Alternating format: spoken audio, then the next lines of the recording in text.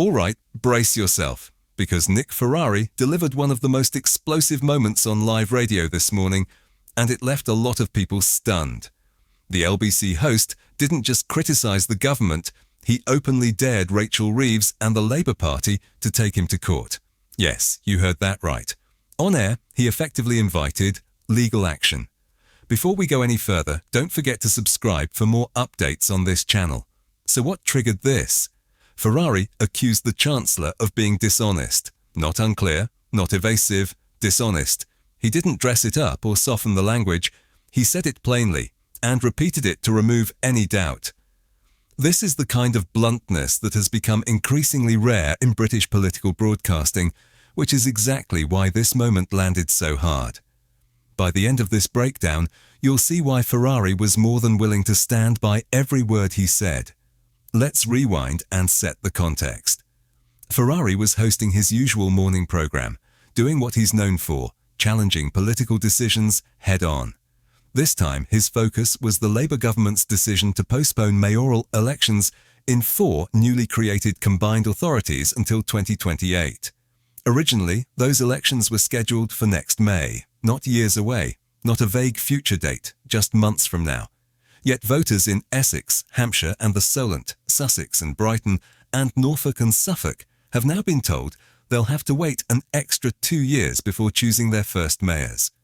Ferrari clearly wasn't convinced by the justification, and he reached straight for history to make the point sting. He reminded listeners that in 1945, Britain managed to organise a general election just 2 months after the Second World War ended. The country was devastated, rationing was widespread, cities were in ruins, and millions were returning from the front lines. There were no computers, no digital systems, no modern infrastructure, yet democracy still happened in 8 weeks. Fast forward to today, with all the technology and administrative resources available, and we're being told mayoral elections need an extra 2 years to prepare. That contrast alone raises eyebrows, which leads to the obvious question, why the delay? Ferrari didn't speculate gently. He suggested the real reason may be political fear rather than practical difficulty. The implication was clear. Labour may believe it would perform badly if voters were given the chance to decide now, and postponement buys time. According to Ferrari, this isn't about organisation, it's about self-preservation. Democracy slowed down because the outcome might be uncomfortable for those in power. And that frustration set the tone for everything that followed. Ferrari then turned his attention to Rachel Reeves and her recent budget, which has already generated significant debate. He accused her of making claims that do not stand up to scrutiny when the numbers are examined closely. Did you know that over 95% of our viewers aren't subscribed to the channel? We totally get it. Life gets busy and sometimes it's easy to forget.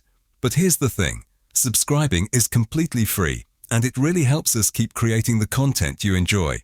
So why not hit that subscribe button and join our community? It only takes a second, but it makes a world of difference to us. Thank you for your support. Live on air, he doubled down, insisting that he was calling out what he saw as clear dishonesty, and if the government disagreed, they were welcome to challenge him legally.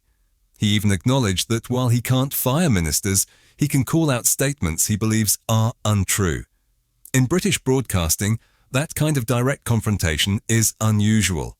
Political criticism is normally layered with caution. Phrases like "it appears" or "critics argue" are the norm.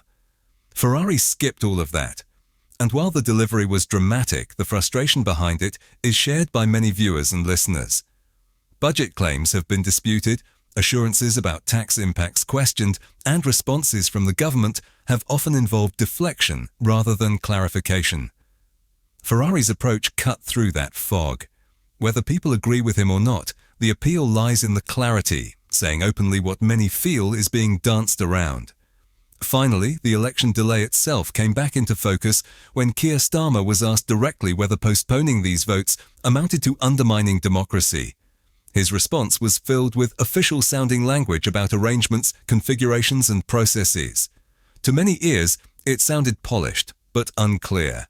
The kind of answer that feels detailed without actually answering the question. And that, ultimately, is why moments like Ferrari's outburst resonate. They reflect a growing impatience with vague explanations and postponed accountability.